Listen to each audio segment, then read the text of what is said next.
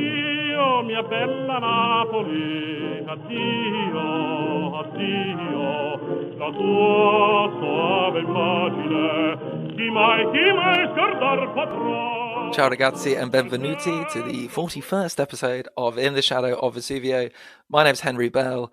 I'm recording this on the west coast of Scotland, as always.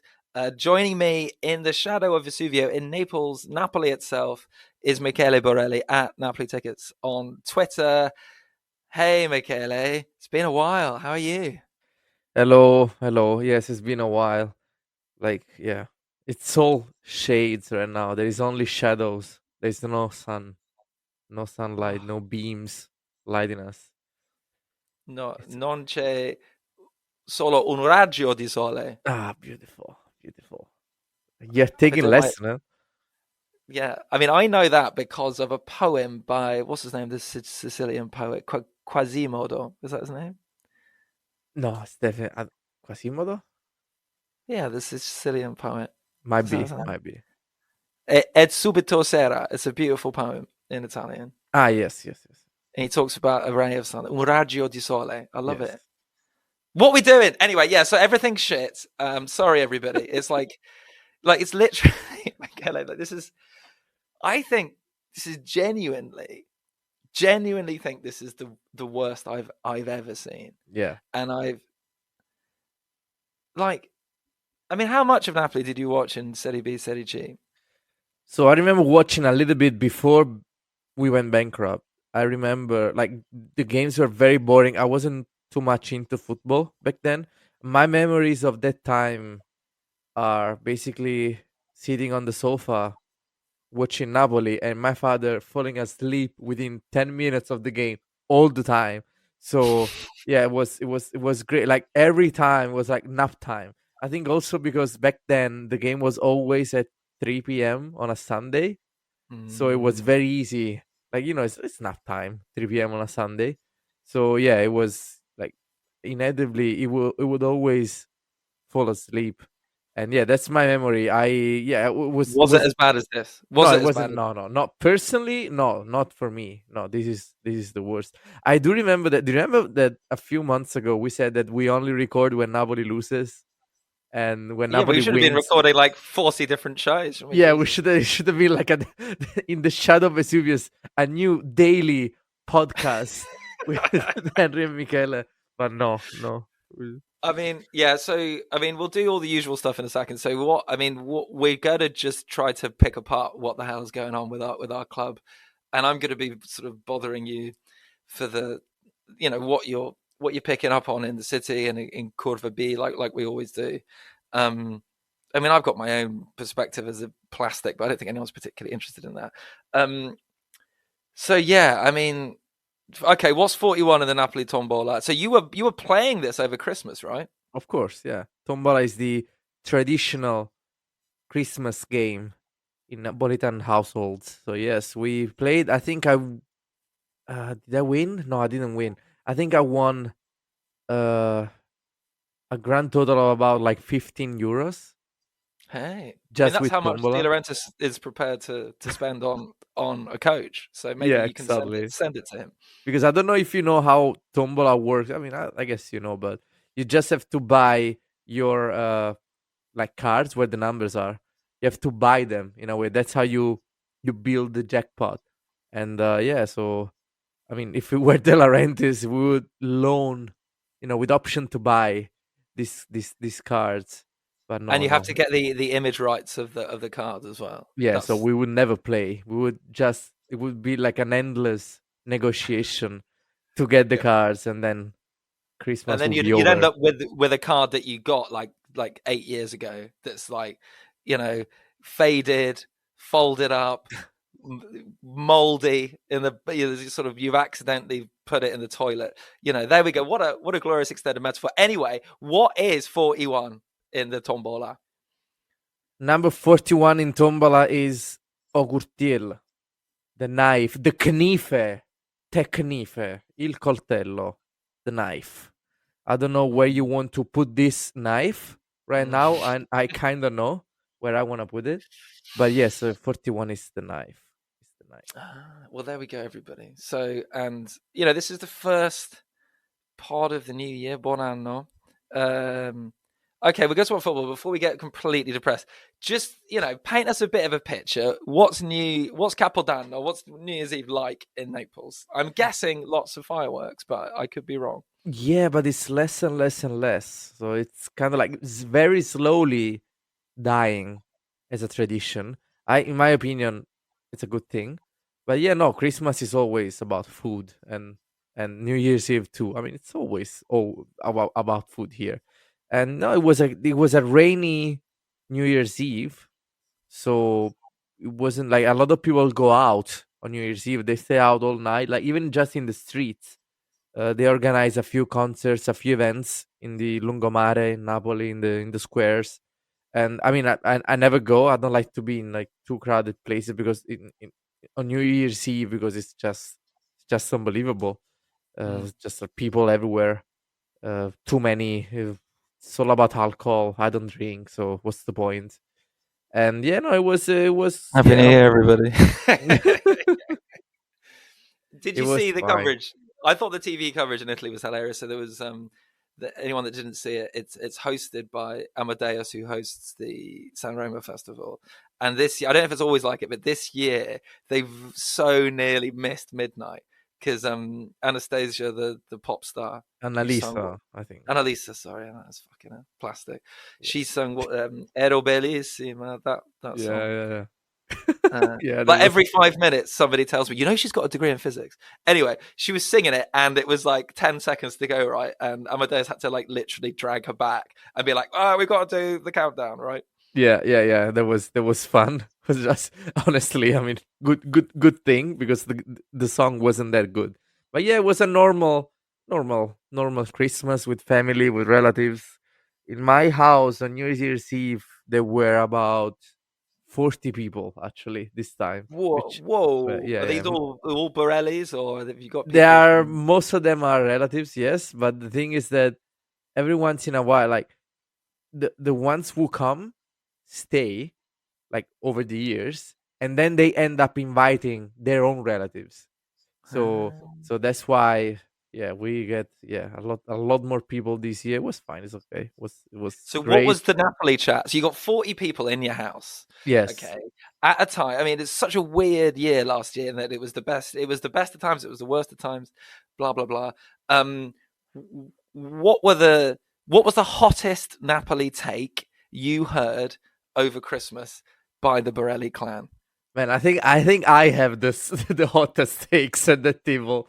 I don't know. Like we talked. The thing is that I think I remember just like exchanging glares with my uncle, my very old uncle. I used to watch games with him like all the time uh, until about 10 years ago when I was still in Napoli. And yeah, we just look at each other. Like we don't say anything. We don't even say hi when he gets in. And we just look at each other and shrug and nod like sadly with our heads. And like we already know what we're talking about. It's like, yeah.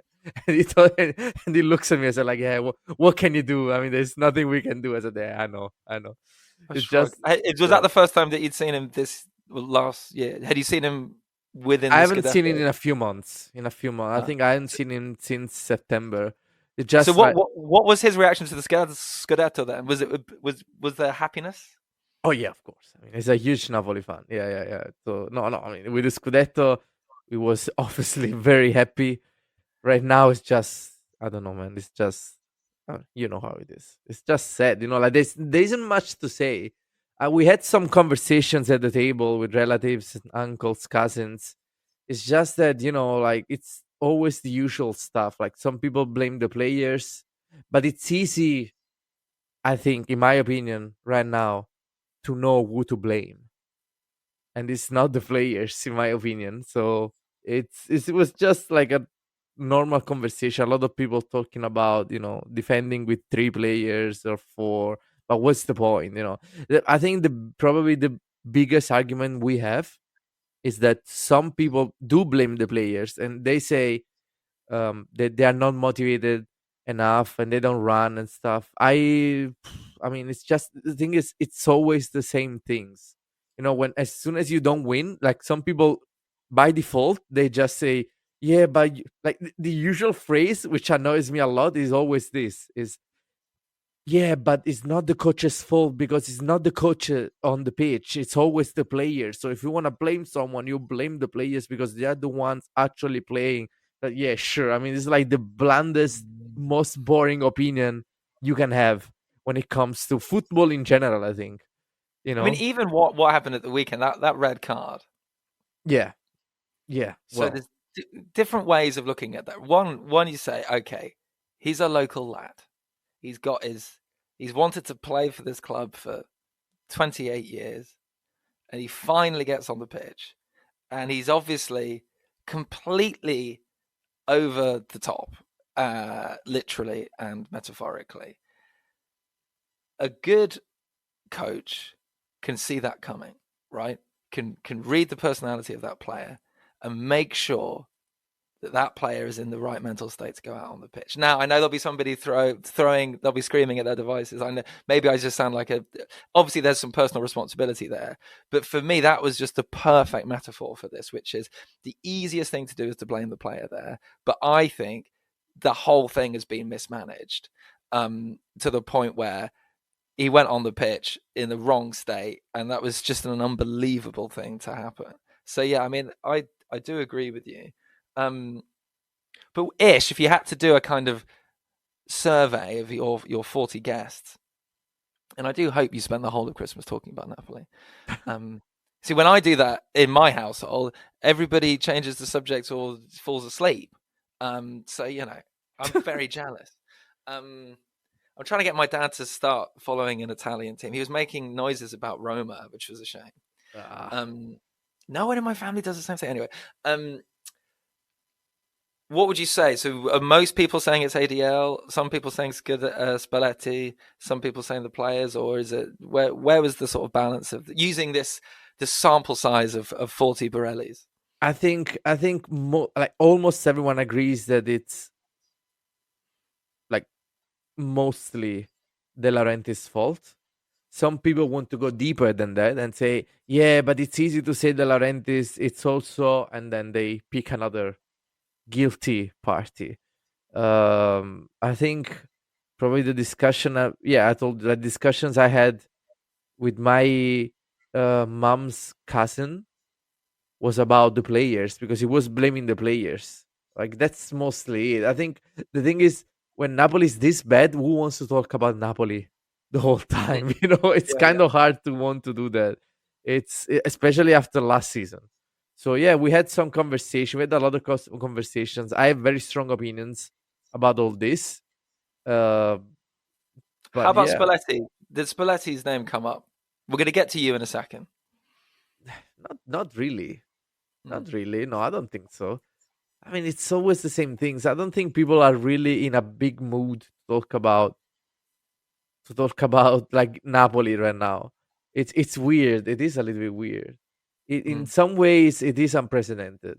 In my life, at least, it is a bit unprecedented because it's like you come from such a high, and now you are in the lowest low. Like I was talking to some friends. Realistically speaking, I think this is probably the worst case, right? Like you Yeah, I go mean, in back to terms of June and you try to think about like what would the worst case be, like going into the next season. I think this is it, no? Like realistically, because obviously people would say, "Oh yeah, we could go bankrupt. An asteroid could hit Napoli." And, yeah, sure, but realistically speaking, like I think this is the worst case, absolutely, coming from last season. Yeah, and I don't think it's unreasonable for Napoli fans to be incredibly depressed by that. I mean, I think some people that are saying, "Well, you won the Scudetto, so we should be pleased," or you can't criticize ADL because he's brought the Scudetto, or all that kind of stuff. And I think, well, no, actually, because it is unique because it's through context, isn't it? And I think this has started really from March when it was clear that Napoli was going to win. This is when everything goes wrong, and this is where I'm with you on this. It all is ADL, not all, but the vast majority of this is ADL. It goes back to the 3 contracts, Kvaratskhelia, Osimhen, and Zelensky. It goes back to his ego and the way he structured the club. So there was no succession planning. So why did we hire guys? So why didn't we have people? They thought it was going to be Luis Enrique. We thought it was going to be. There should be a list of candidates, and you know what? Rudy Garcia shouldn't be on that list. And we can keep going. The Scudetto celebrations that we talked about, and I completely agree with you. Like, it was a massive fuck up actually on ADL's, like not giving that moment to the city, and it keeps going wrong and it keeps going wrong.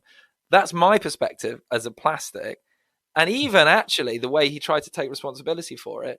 It was actually the wrong moment to do that. So even because actually what that does is then make it really hard to sign players in the Mercato, because so suddenly every other team in the world knows that ADL has to sign a player, at least one or at least 3 really. So it's a comedy of errors, to quote a certain Elizabethan Jacobean English playwright. But that's me on the sofa. How about you? What do you think? And how much of this is, would you say, how much do your fellow tifosi in the Curva B, share your thoughts, would you say? No, the thing is, it's funny because, I mean, in the month of December, I think last podcast was in November, right? In the November 2012. Yeah. Nice. So in the month of December, I think we lost all games, right? I mean, I don't know. Like, we only won against Cagliari, I think. Like, the reaction is always the same. It's getting worse slowly. Like, and when I say worse, I mean more negative. In terms of, criticizing the team, criticizing the players and the club. But yeah, no, I mean, when the game ends, like people around me, they just leave immediately. We look at each other, we shrug, and we just shake our heads. And I mean, I'm usually one of the last ones leaving Curva B, because I like to take it all in, whether it Drink be, it in. yes, whether it's pain or joy. I have to take it all in. And there was a nice quote, a nice scene by Massimo Troisi. Great actor. Yeah, great actor. From sadly my building, actually, not even my city, sadly my building. And one of the great Italian comic actors. If anyone is listening to this and doesn't know who Massimo Troisi is, then go seek him out. Yes. And there was a scene where basically he's at home, like he's unwell, like he's very sad, and there's a friend who's trying to, I think, get him out, and he's trying to cheer him up. And he says, like, you have to leave because I want to suffer. He says, I want to suffer, but I want to suffer properly. With you here, I don't suffer properly. You distract me while, I have to be left alone. I have to suffer like in a satisfactory way. I have to take it all in. I have to suffer in a proper way, You want to properly. suffer, do you? And that's how it works. So when Napoli loses, like I stay in the stadium for a while longer. Everyone leaves, and we just say, okay, see you next time, see you next time. Very sadly, there is no I don't know, man, it's just Okay, sad. and Even how that does is sad. so I want to compare this to, like, I want to put this on a kind of scale. So I want to ask you 2 things here. So firstly, the kind of happiness scales, obviously we're going to compare that against last season, what it's like after the game last season. So last season, what was it like after the game, March, April time, where what would happen? Would everyone stay and sing or whatever? Like, what sort of things would happen post match then? You mean after we lose? No, just after any game, After March, any game. April at home last season. I mean, March, April, we were already celebrating, no? So Yeah. we lost a few games, even bad ones. Like we lost against Milan, Yeah. for example. Yeah, but I mean, No, but I mean, like, season, so what's the most joyous, how does the joy of Curva B manifest itself at, like, the highest happiness spectrum? So what sort of things were going on when we were triumphant? it's kind of hard to answer to that in a way, because it's not about what you do. It's more about, like, how you feel. And it's a strange thing because you know that everyone around you feels the same way. So it's kind of like it amplifies a lot. It's like it's a weird, yeah. It's just such a weird event. Especially last season Mm. because everyone I mean, first of all, people didn't want to leave, and especially towards the end of the season, it was so clear because even people without tickets went outside the stadium like 3, 4, 5 hours before games, and they Mm. started celebrating and chanting and stuff. And after the game, like they would stay outside the stadium for the whole game, and then after the game, you would go outside where people were still celebrating and chanting and stuff. And yeah, it was just different. I mean, you knew we were making history. Mm. So yeah, I mean, it felt unbelievable in a And there was way. that It's just desire to be there. So I see what yeah, you're saying. So it's the last season people would stay as long as possible. Now people just are getting the hell out of there as soon as they can. just like you turn around, you see everyone smiling, everyone like hugging. Uh, Everyone is aware that those moments will stay with you for the rest of your life. And it's not about the individual like, yeah, I mean, yeah, we did a lot of chants and like all the usual ones, but that's not what you remember, in my opinion. I mean, at least for me, I Yeah. don't remember, because we always chant, even now, like even this season, after the very few wins at home, we did the chants and stuff. And even after losses, actually, we did some chants, not Mm. not in December but before. But like the main difference is, I don't know, like the general feeling which is shared with the rest of the stadium. And yeah, when you win last season, you didn't want to leave, and everyone was happy, everyone was smiling, hugging. This season is just, I don't know, like it depends on the game, I guess, because some games they are, I don't know, some games are ended, basically they're finished before even halftime. You realize that this is gonna be the same old shit, like, and you lose hope, and you just know that it's gonna be another one of those days where, yeah, you have to endure the pain. I think the worst thing when you lose is indifference. So, Mm. like, because you lose and you don't really know what to do, and like you're kind of conflicted. Again, the uniqueness of this situation is that you're coming from last season, so the highest of any joy any Napoli fan, at least in my generation, has ever experienced. So now it's a little bit weird because they are the same players you were celebrating just a few months ago, and now they are disappointing you so bad. So I would say between September and November, after losing games, there was still support, um, but people were mostly indifferent. I would say the Curva was still supporting after, but it was mostly indifference. And I don't think it's a bad thing. I just mean that, like, people weren't ready to condemn the players and the club. Now it's just turning very slowly into anger, I would say.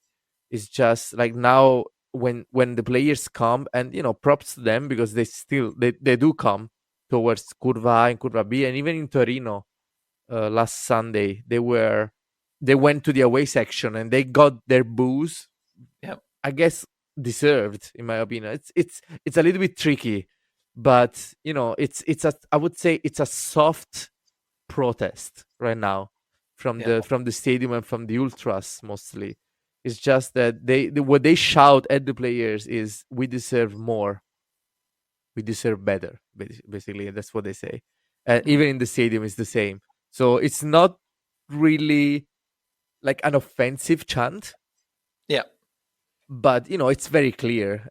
It's, in my And is opinion, it's that just even directed towards the players, though? I mean, yeah, we deserve more. You could say, well, actually, you can direct that at all different sorts of people involved in the club. yeah. But I mean, if we want to talk about it, we can.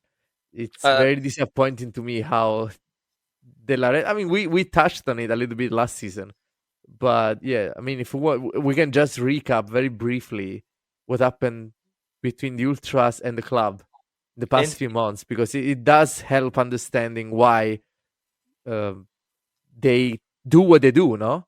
So and I would say until April, there was like an open war between the Laurentiis and the Ultras. So the Laurentiis, the Napoli's president, was pushing the Ultras away from the stadium, like very effectively, and it culminated in I think Napoli. What was it like? Not It was against Napoli Milan. Milan. I think Napoli Milan. When Yeah, there yeah, were yeah, fights inside the stadium between ultras, there was total silence. No one chanted. It was very yeah, sad. It was in protest of De Laurentiis, obviously. yeah. After that, something moved, something changed. De Laurentiis all of a sudden agreed to meet with the ultras, That and they hilarious photograph. That hilarious yeah, photograph. amazing. That's in my opinion top 5 moments in Napoli's history, at least the De Laurentiis era. Like I was in total shock because they went literally from open war with the ultras chanting "De Laurentiis, you son of a bitch" every game, and De Yeah, Laurentiis kicking them out of the stadium effectively because he was actually succeeding. Um, they went from that to meeting privately yeah, and I don't know, making peace, and that culminated with the very funny banner from Curva B Ultras. Basically, I think it was Napoli Salernitana, probably. They had like a series of banners, like 20 of them, even something like that. I know very well because in Curva B, I sit kind of. I'm in the first 2 rows, so when they hang the banners, they do them in front of me, and I had this ultras coming and going right in front of me the whole game. It was impossible to follow the game that day. And yeah, there was. I mean, I couldn't read the banners because they were in front of me. yeah, But yeah, after that, I knew. Like they told me that the banner said, they were basically thanking the players. They were thanking the city and blah blah blah, everyone. And then there was a specific banner, one of these 20 banners saying, "And thank you, De Laurentiis," or something like that. I thank you to the craziest president in the world. And yeah. I think it doesn't translate very well in English because when I say crazy, I mean in a positive way. Like you would say this to like a bratty kid. Like if Yeah, you like see like like a like a 6 years wacky. old, yeah, Like you're a exactly. wacky guy. You're a bit quirky. You're a bit Yeah, odd. Yeah, maybe yeah, maybe that's the correct translation. But the word was pazzarello. So yeah, pazzo is crazy. Pazzarello is kind of an affectionate way to call someone crazy. It's yeah. kind of like jokingly call someone pazzo, and it sounds very childish.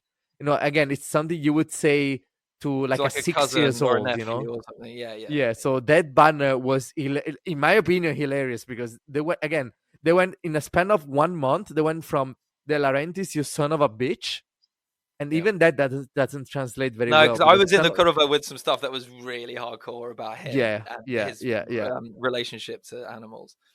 And exactly. But De Laurentiis in Italian, son of a bitch, like it sounds worse. Like I think in English it's fine, almost you can say that, yeah, oh, but in but Italy, oh in man, Italy it's actually like it sounds worse. Like I wouldn't say it's bad, but it sounds way worse. Like it's an actually serious, like offensive remark you can tell someone. So they went from that to you crazy silly goose, So that was so funny to me. So what? So the how do reason you know they the expression "silly goose," Michele? Like, what English teacher gave you "silly goose"? I have no idea. I I love it. don't know. I You were just you were know that. taught English in the 1950s. It's perfect. Yeah, maybe. I don't know. But that's how ridiculous that banner sounded. That's Yeah, that's the thing. So amazing. after that, I mean, obviously they had a deal with the Laurentiis. I think the deal obviously isn't public because they don't talk about this stuff. But the deal was mostly, in my opinion, was about I leave you alone. So the Laurentiis to the Ultras, I leave you alone, so you can come into the stadium. You can do whatever you want in the stadium within the bounds of like legality. You can sit wherever you want. You can do whatever you want. You can bring in banners and flags and drums because that wasn't allowed when they were in open war. But you have to be, in my opinion, that's what he asked them. Like, you have to behave. He said you Mm. have to behave. You have to, like, no more, no more stupid stuff. And after that, De Laurentiis wasn't a son of a bitch anymore. After that, they literally went from De Laurentiis' number one enemy to best friends, and they never mentioned him anymore, like except in the banner. They never And mentioned it anymore. do you think I mean, I want to get to where we are now in a second, but do you think that took the pressure off him in the summer? Do you think that actually affected his decision-making process? No, no, I don't think so. No, it doesn't care. No, it doesn't care. Uh, I think the reason why he made peace is because he was pressured by a lot of people to make That was peace. so Like he really embarrassing for the didn't club. care. I mean, we had all that Yeah, global attention on us, and everyone was like, "Why is there no one in the stadium?" And so it was because the owner's a twat. yeah. No, but it Given was like the at one point the Napoli's mayor even commented on it. It was like, "Oh yeah, I hope they make peace," and the head of Napolitan police even commented on it. So it was, a lot of like I think at one point even in the central government they had some inquiry about yeah. some stuff happening. So it was big, it was big news. And So people were interested. We got so many listens when that happened, giving your perspective on it. So, no, yeah, and because no one understands. And even now, it's like in a way. I mean, it's my way to criticize the ultras. I mean, in a way, because they are very hypocritical, in my opinion, when it comes to this. Because De Laurentiis was criticized very heavily, and sometimes, not for the right reasons. But anything he said or did, like he was like a son of a bitch. Like you knew that they would chant against him in the stadium. Now, even after this summer, even after all that he did, like it's like nothing. Like it's just the players and or the coach. Like really, so famously, there's no anti-ADL chanting in the no, stadium. not even one, because they know that the Wow. moment they start protesting against the Laurentiis again, they're out of the stadium.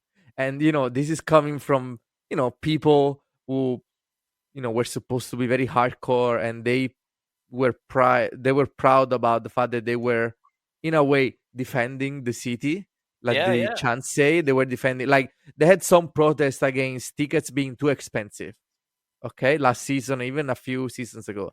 Now Mm. tickets are 3 times as expensive as when they protested, and not a word, not a word from them. They just pay. Now they pay because they know that So yeah, it's yeah, like yeah. basically I was comparing it to it'd be like a union, with collective bargaining, um, just deciding to no longer put any pressure on the employer. So that whole sense that so one of the things I actually really like about Napoli as a club is that sense that it's not just this blind faith that we talked about before, that there is a sense of critical thinking there, to be like, well, this is a two-way street. This is you are representing us, and we have certain standards for how that's going to happen.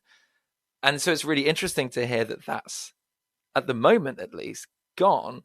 I wonder what has happened. There must be something going on behind the scenes to mean that that's happened. No, I Because mean, I remember when I was first there, it was Insigne's and Mertens's and Koulibaly's last game, and there were people like getting us to stop chanting. And these were people, whatever you think about them, have served the club for a long time. That was the level to which the levels of unhappiness was. yeah. And for now, it's interesting, isn't it? I suppose this is more fuel for the people that think, it's not actually. We have to be thankful for ADL because he delivered the third Scudetto. So what's your perspective, Michele? About De Laurentiis? Yeah, Oh, I don't like it. I mean, I don't like him. I never liked him. but So it's specifically to this moment, because we could spend 10 hours hearing your thoughts about Aurelio De Laurentiis, and we'd probably have to run it past some lawyers and bleep out certain words that probably have not been uttered in yes, that's in, right. in the language for a long time. But the specific thing in terms of we're ninth in the league, we have Walter Mazzari as coach, and What a joke. Jesus Christ. I can, I was even I can saying even it. hear you say that we No, have Walter Mazzari as a coach. after winning a Scudetto, after winning a fucking Scudetto, it's. I mean, yeah. what I was a bit worried about this podcast. I was like, actually, what the fuck can we say? I mean, it's so stupid. I don't know how anyone can defend ADL because he's got everything wrong. And I Yeah. suppose the only question is whether he's afforded himself the right to have a disastrous season. I don't think so. I think so. What I tell people, especially the ones defending De Laurentiis, is that if you praise De Laurentiis, and I think rightly so, because we won the Scudetto, then you cannot avoid criticizing him right now when we are losing everything. Because for better or worse, he's the sole owner and the main decision maker in the team, because that's by design. That's how he wants to do things. He doesn't delegate. Mm. And so when we win, like, good for him. That's mostly due to him and his choices. People will say, like, I'm against De Laurentiis, but I'm pro reason, you could say. So when people say, like, no, because there are some people who hate De Laurentiis no matter what, and I argue Yeah. with them last season. So when they said, oh no, but we didn't win because of De Laurentiis, we won because of Spalletti, I said, okay, fine, but who chose Spalletti? Yeah, You and know, who chose the, and who got Giuntoli there, and who got those players there? Yeah, absolutely. yeah. Everything came off for ADL. Like, it was And a Annos Miribales, yeah, and I think, like, there is a good case. I mean, it's an interesting discussion that you can have about last season, about how planned the Scudetto was. I think it Mm. wasn't planned at all, and how lucky it was, and I think very. But still, like, you have to give credit to De Laurentiis, because whatever he did, it worked. And even if he didn't Massive plan credit for to it, Spalletti as well. I mean, Spalletti. I think yeah, yeah, my problem hundred with people percent. saying it's lucky is that it reduces the achievement of what Spalletti put together, I think. That's true, but the thing, no, I'm talking about the De Laurentiis perspective, because even when Spalletti came, a lot of people said, like, I don't like him. Like, a lot of my friends said, no, I don't like Spalletti. Like, I It's really true. don't want him in Napoli. I always liked Spalletti. So I mean, it wasn't. Now it's easy. Now it's easy to say, oh yes, Spalletti, great coach, obvious choice, but it wasn't true back then. It was a very controversial appointment when he came to Napoli. And So people weren't that happy at the end of his first season as well. exactly, me included. So yeah, I mean, it was good for De Laurentiis, credit to him. But since, I would say, probably January 2013, like, everything he could do wrong, he did. Like, all the choices he's made were the wrong choices. And again, I think it's just fair to, criticize him when he deserves to be criticized, and give him some credit where credit is due. So, in my opinion, what happened was that, first of all, I think probably the first, just if we want to talk about the latest events, because in my opinion, there's something wrong about Napoli as a whole. The structure of the team, the fact that even now, it's such a joke that we are in retiro in a way, but we And have the no. ADL's on holiday in Spain. No, not even that. I mean, yeah, I mean, enjoy your holiday. But the thing is, my point is that the team cannot be in retiro properly, because we don't have the facilities to allow for a retiro. Like, I'm with you. until last year, we had a hotel right next to the training center, a Holiday Inn, and now it's gone. It's closed. I went there in like late May, and I mean, it's just empty. They told me they were, like, refurbishing. They were working on it. I didn't see any employees. There was no one working on it. So that hotel was used by the players and the team for retiro. So you just put, like, the way retiro works is that you never leave the training center. So you go, you train, and then you go back to the hotel, you sleep, you stay together in the, in the common areas, and then you go back to training, and this and that. Now we don't have a training. Sorry, we don't have a hotel next to the training center, so they train in a soup again. The training center is bad. It's not even ours. It's just rented, and it's very bad. So they train, and then they get on a bus. They travel, I think, about 20 or 30 minutes to the hotel, because the training center is in such a Wow. shitty area that there are no proper hotels nearby. There But is this is a nothing. perfect metaphor, Michele, isn't it? It's Yes. absolutely perfect metaphor for what is going on at the club and why actually this is a structural issue. I don't want to sound like a cultural materialist here, but it is. It's a cultural, it's a specific, structural, systemic issue with the club.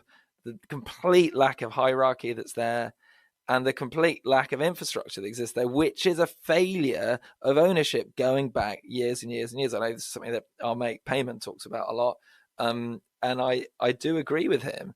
So even, sorry, I didn't know this. So when they say we're on, well, Retiro, yeah. yeah, retiro, my stammer came in. It's weird. I only stammer. I've had a stammer since I was a kid. I've learned how to get rid of it through speech therapy. But Nice. when I learned Italian, my stammer comes back because I don't Ah. have the 40 years of working out how to get around things this time. Anyway, Interesting. I You didn't went know that through. we that's how I got into doing performance, but that's a different podcast. All right. Everyone needs a good speech therapist when they're a kid. So, And now you're a but podcaster. Amazing, no? hey, exactly. There we go. Well, not a good one, but you're still a podcaster. Exactly. Thanks. So we can't even do a retreat. We can't even No. do that. No, not at all. Like they train in a very bad training center because it's bad, and then they get on like on the team bus and they go to Pozzuoli because the hotel is in Pozzuoli. I think I know the name of the hotel too. It's a nice hotel because again, I mean, you cannot put the put the players in a bad hotel, but it's the closest hotel. I think it's not too far, but it's not close either. It's like 20 minutes away from the training center, 20, 30 minutes, something like that. It does defeat the point, though, doesn't it? I mean, it really does. For me, it's just it's a joke, Like you have the Scudetto on your chest, but again, like so many things happen right now, like this season, that are a joke. So yeah, I mean, my point, like my bigger point was that yeah, we are a joke, but I was saying that we have deeper problems, and they show, for example, with this Retiro, and we have like more immediate problems that come from decisions made within the past, I would say, 12 months. So in my opinion, the first wrong decision De Laurentiis made within this last year is not replacing Giuntoli immediately. Yeah. So by his own admission, he said Giuntoli told me, like early in 2023, he told me he wanted to join Juventus, and like De Laurentiis said, I asked him, but why do you want to go to Juventus? That's it. I mean, he made a joke, maybe, I don't know. But the thing is, like, he even admitted Giuntoli didn't work for the last 6 months of his contract. Like, he didn't work. He said, like, he used like a phrase by saying, like, yeah, he was like on holiday basically for the past 6 months because he was focused on going to Juventus. So, not any other club, Juve. Yeah, Juventus. But even let's ignore that, okay? The thing is, people criticize De Laurentiis for appointing Garcia, and that is fine. That is correct. That is fair. I tend to justify him a little bit, not a lot, but a little bit when it comes to the Garcia appointment, because he had to make that choice alone. Yeah, he had to make the choice alone because he had no sporting director. But he put himself in that position. Exactly. My point is, but why didn't he have a sporting director? Because he left, like he postponed. He just decided not to fire, I guess, Giuntoli for the past 6 months. Like for me, it's unacceptable when you say, "Oh yeah, Giuntoli didn't work for the past 6 months of his contract." And what were you doing while you noticed that it wasn't working? Like this guy comes to you and says, "I want to go to Juventus," and you don't tell him like, go away. Like what was he trying to do? Like force him to stay? Like a guy comes to you, say, "I want to go to Juventus," you say no, like you stay here. Like just he wants the money, doesn't he? He wanted. Juve paid compensation, right? I don't think it did. I don't think they did. I don't know. Was he only on a rolling contract? I mean, if he was on a rolling contract, it's completely unforgivable. Because actually, what kind of professional culture is that? And I don't want Napoli to be a corporate club. I don't want Napoli to be like an English Premier League club. I don't want that. I don't want there to be an official tractor partner like there is at Manchester United. I don't want to be owned by a nation state that imprisons and tortures journalists. And I also don't want it to be like any other club. But I mean, this is ridiculous. There's no structure, and the only structure there is are people who are bloody related to him, which is insane. Yeah. I agree. It's just like he made one bad choice after another. Like Giuntoli comes to you, just let me leave. You let him leave. Like he's. I think like this pride. Because when he talked about it in interviews, he was like very annoyed, and that's fine. No, you can.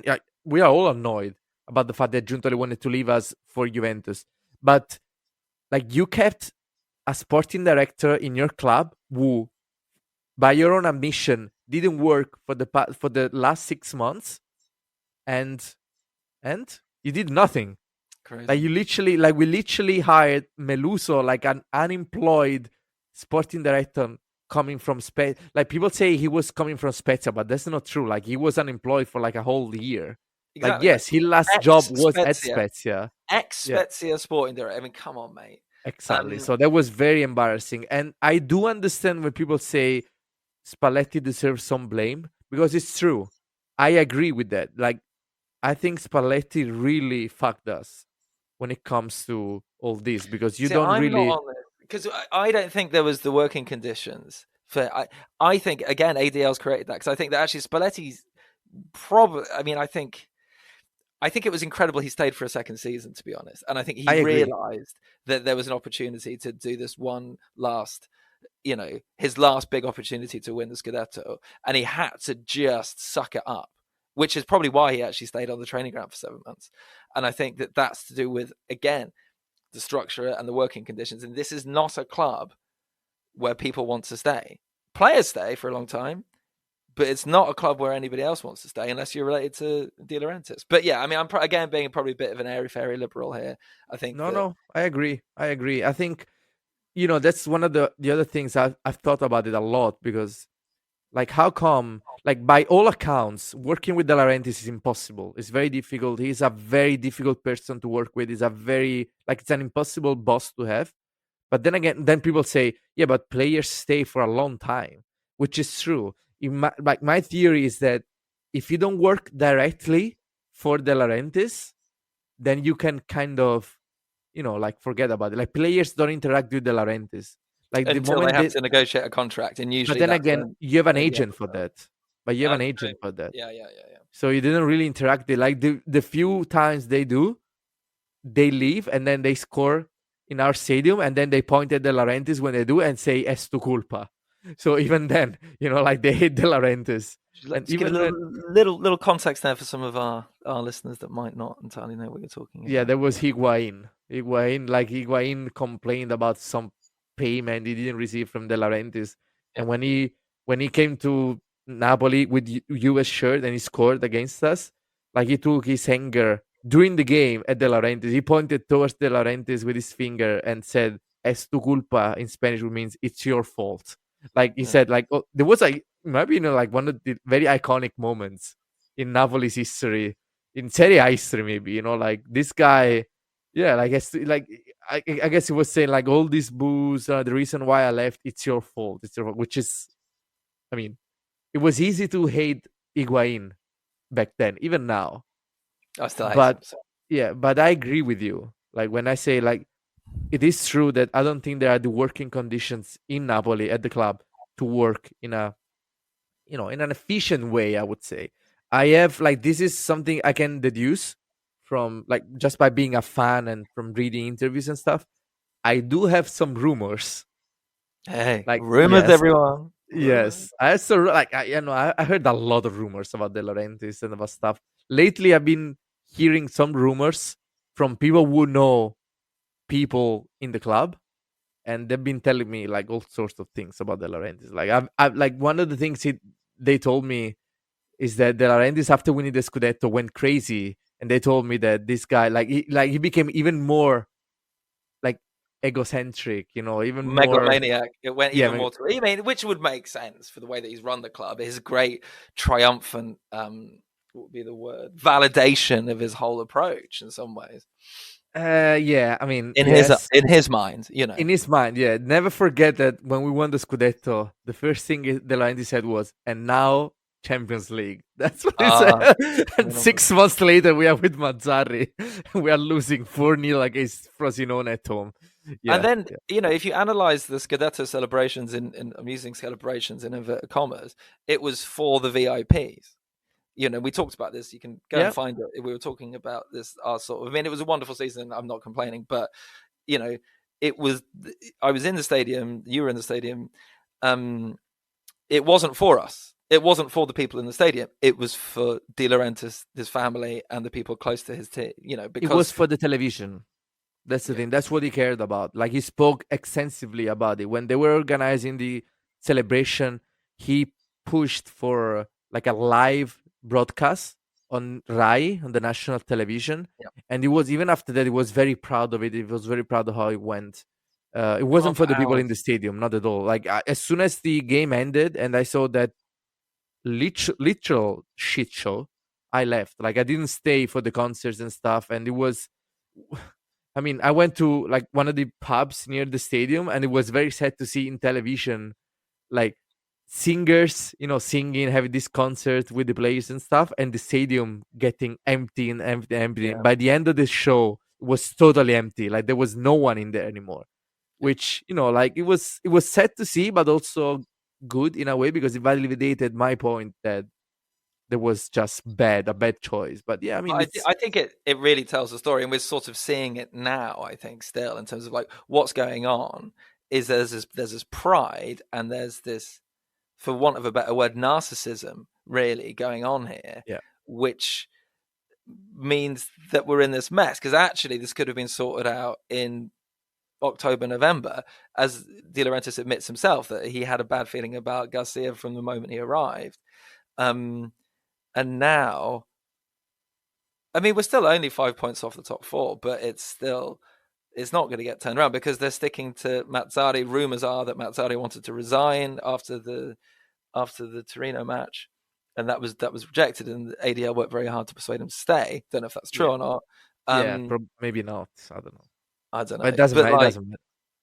And it's going to be a mess, Anyway, so what we're going to have to wrap this up relatively soon.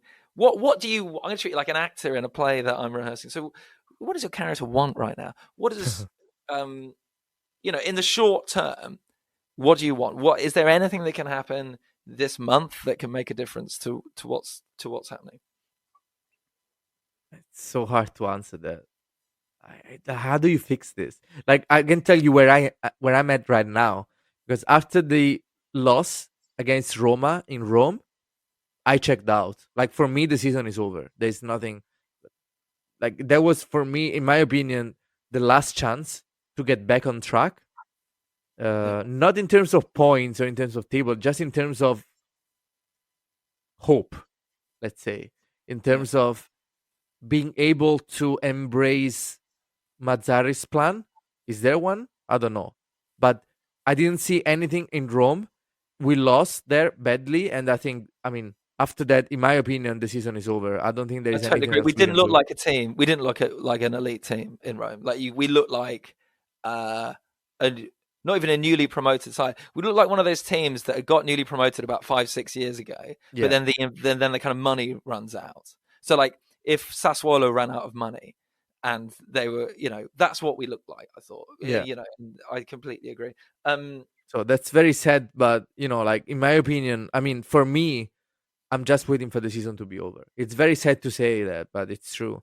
I don't think there is anything else we can do right now. I mean, how do you get behind Mazzarri? Let's talk about it. How do you get behind a manager who is gonna leave in 4 months, basically? How do you get, like, is there a plan? Like, Mazzarri, who was on his way to Egypt to, I guess, get a job there. Like, you told him, stop right there, don't get on the plane, come to be the coach of the Campioni d'Italia. And like, in terms of credibility for the players, how do you do that? Yes, they got rid of Garcia, but and we're never going to get a decent coach in now. I mean, we're stuck with him. No one in their right mind would come. Yeah, I'm available, but I'm not actually. I'm under contract. I have a 3-month notice period, so actually even I can't take over. Yeah, which I is was I'm afraid sure, to ask you that, but yes, yeah, I'm now sure that we know, it's truly over. And I'd clone Salvatore Aronica, and I'd have 10 of him, including the goalkeeper. And who would I have up front? Michu, maybe. Oh, mamma mia, Michu. 10 Aronike and a Michu. Michu. Why Michu, man? Just a terrible player. All right. Anyway, right.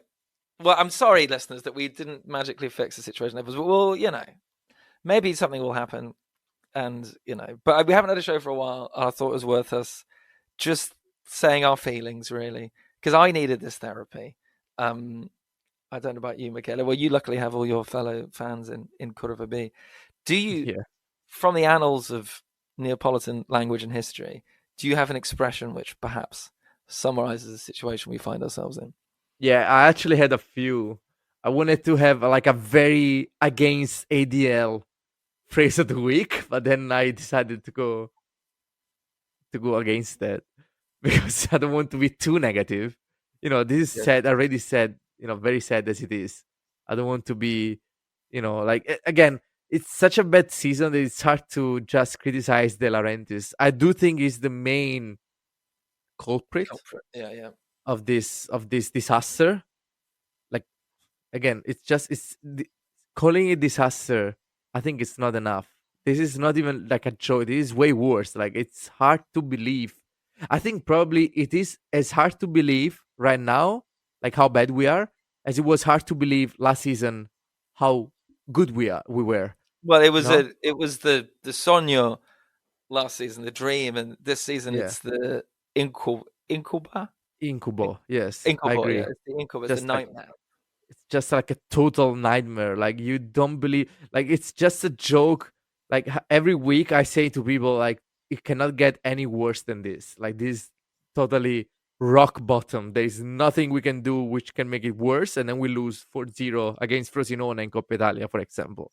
Yeah. Or Or we or lose 3-0 we to Torino, our new signing gets sent off after 4 minutes. Yeah, exactly. It's so funny. Or we don't score in four consecutive games, which is something that hasn't happened in the past 10 years. Actually, last It's so time, hard this to is think funny. back. Yeah, it's so Yeah, hard to think because we've always scored goals, even yeah. when But we weren't you know playing what's well. funny is that, like, I read this somewhere. Like, the last time we didn't score for four consecutive games in the league was in 2013.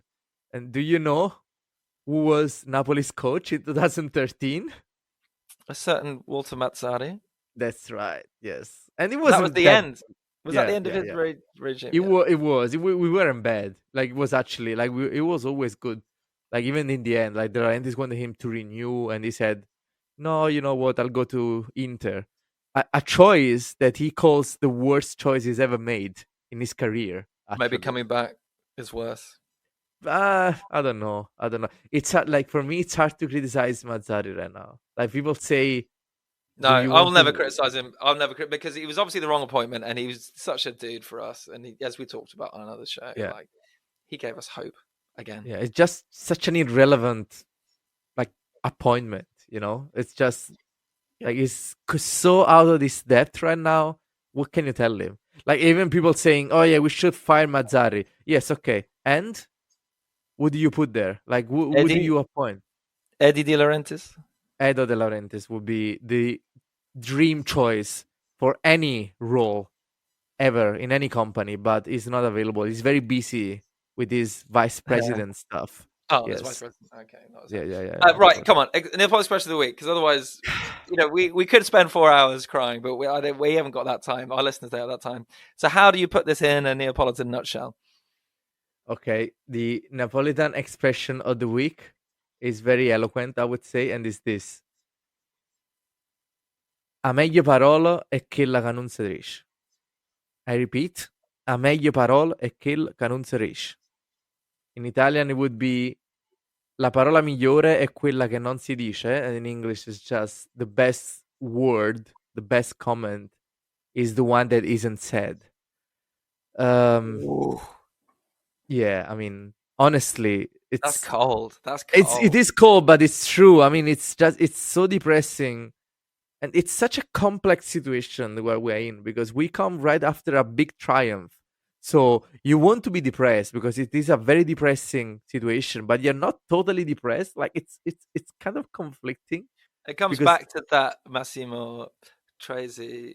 What film's that from? For people want to look it up, oh, I don't know the film. I don't remember the we'll title. tweet it out at Shadow of Vesuvio. We will Yeah, tweet it out, and you can have a look at it. you can tweet the clip. Yeah. Yeah. Yeah, exactly. It's like, in some ways, it makes it worse. I'd still rather have the Scudetto than not, though. You know what I mean? They'll never take that away from us. Yeah, but on the other hand, it's such a shame to have these kind of performances with a Scudetto on our shirt. It's like, Yeah, literally, Napoli's season tickets campaign was, let's defend it. Let's just like like title defense. Like, did we even attempt to do it? I don't know. I don't think so. It's just like, it's so bad. It's so bad. It's such a shame. Like, the more you think about it, I think that probably explains why you don't really comment about it too much right now with people around you and stuff. Yeah. Because the more you think about it, the more painful it is. It's so It's true. just like Yeah. there are so many levels of this suffering, which is And I think maybe that's what we should think about actually with the shows over the next few months, is that we had some really good responses to something about the stadium situation. Maybe we can actually zoom in on some of these big issues in the club and hear your perspective about how this works from the kind of Naples. I didn't know that about the training ground and the hotel, actually. I mean, that's a classic example. What was that expression? Sorry, give us it once more before we tiddle off. The expression is a meglio parola, the best word. A meglio parola è quella is that, è quella che non si dice, that isn't said. A meglio parola è quella che non si dice.